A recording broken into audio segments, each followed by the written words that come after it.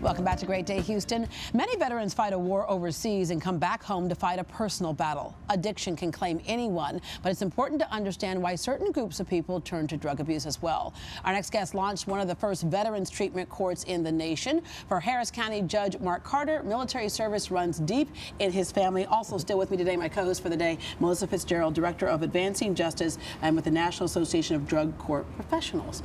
All right, I said that the military experience runs deep in your family. You have been served. Yes, I was a captain, U.S. Army, military intelligence, and my father was a career Army officer. I have a twin brother that was also a career Army officer.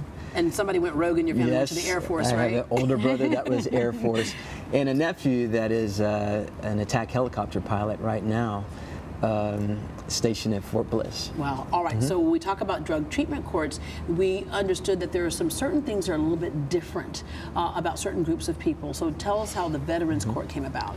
Well, Veterans Treatment Courts are hybrid courts of drug courts and mental health courts. And I think one of Your father actually started one of the first mental health courts. In Philadelphia, yes.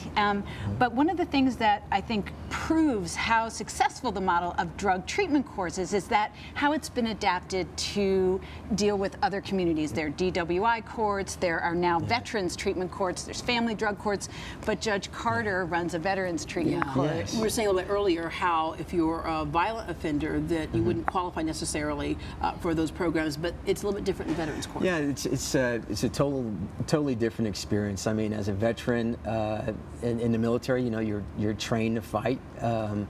And a lot of them suffer from PTSD, and we know one of the manifestations of that sometimes is violent behavior.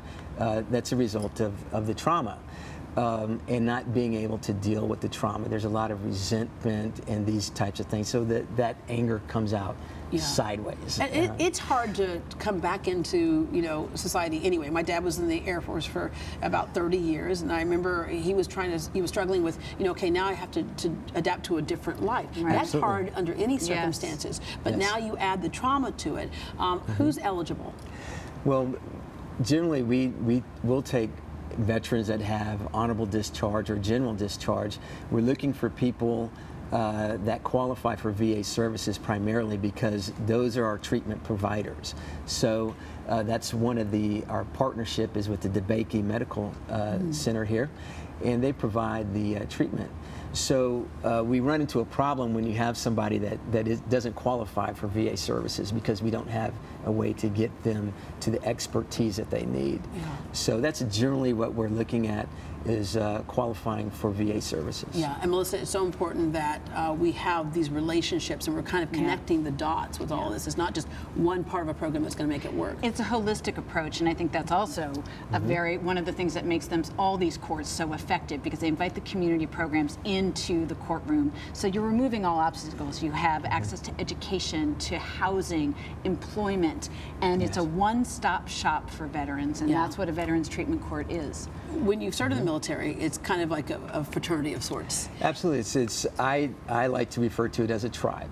You know, we live together, we suffer together, we eat together. I mean, everybody has a responsibility. You dress alike. Yes, we dress alike, and everybody's accountable for one another. And so when we come to a veterans court, I try to take that same military experience I had and that kind of tribal, we're all responsible for one another kind of mentality, and create my veterans court around that. And I would be the chief. Yeah, right. the general, the four-star. But when someone comes in your court and you just say that one thing about, I served as well, I'm a veteran as well, do you see the difference in that person who's standing there in front of you? Well, I think it does make a difference, and I go further than that. You know, I try to live the same life that they do. In other words, I don't drink alcohol. And I tell my veterans, I say, I'm not asking you to do anything that I don't do. And so I don't drink. I work, take care of my family, responsible, at places on time. And so, you know, you have to lead by example, and that is the military way. You know, you lead by example, and so I try to be that example for my veterans. And one of the other wonderful things about veterans courts that differentiates them from other court dockets is that there are volunteer veterans from the community who serve as mentors to their brothers and sisters. Much who are like we said earlier, Yeah. you know, somebody who's been through it, but been Yes. through it and also understands the kind of how they got there. Yeah. Oh, absolutely. So one of our community partners is Mental Health America, and they provide us with the mentor training that we use for our veteran mentors. And you know, they're an integral part. They're separate from the court in the sense that they're not probation officers. You know, they're a safe place for our veterans to go and say, hey, look, I've got an issue, and they'll encourage them. They might say, hey, look, this is something you need to take to the judge. This is something, you know, you need more treatment, something like that. And while we can see that many vets may get in trouble with drugs, it doesn't mean that they might not need certain types of drugs to stay stable, right? It's part of their treatment program. So you have medication-assisted treatment programs as well. Yes, and that's, like I said, our treatment providers primarily is the VA hospital.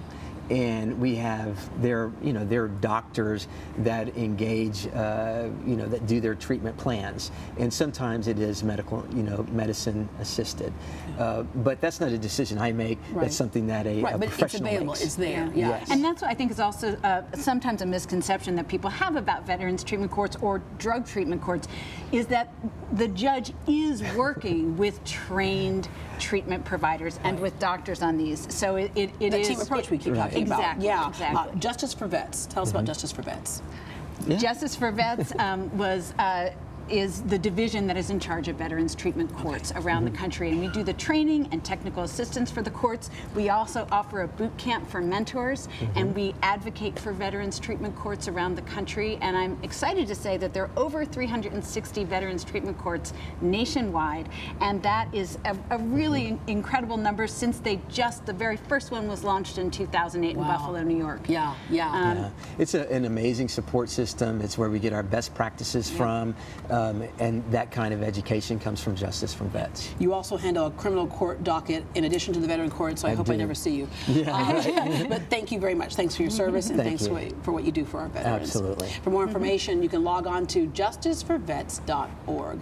Up next, if you're a mother and agree to go to rehab, what happens to your children when you're gone? In many cases, they go to CPS, and you have a fight on your hands to get them back. We'll look at a rare program in Houston that keeps a mother and her children together, rebuilding trust and breaking the cycle of abuse.